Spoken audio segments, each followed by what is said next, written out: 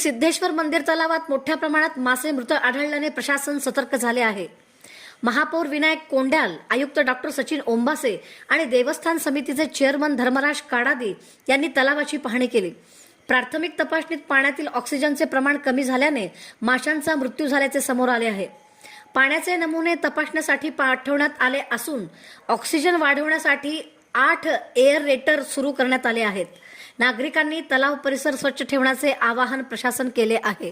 तलावात काय होतं की पाणी फ्रेश पाणी येत राहतं, जात राहतं, म्हणजे स्किल्स वॉटर आहे एकदम म्हणजे ते आपण म्हणतो ना ते याला नवीन आणि मला कधी शेवटचं हे पण केलेलं ना आपण, म्हणजे असं गाळ पण काढलेलं ना तुम्ही 2004 साली काढलाय 5-10 वर्षात काढला का? काढलं त्यात म्हणजे पण ह्या वर्षी पण माझा विचार आहे कॉलेज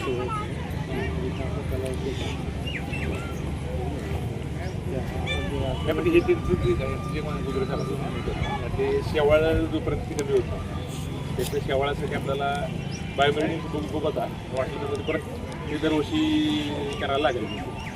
तर म्हणजे आपण बेसिकली ऑक्सिजन कॅपॅसिटी पाण्याची वाढवायची लिमिटेशन्स आहेत त्या शेवाळ्यामुळे लिमिटेशन म्हणजे ते खाऊन टाकते ते पाण्यातलं।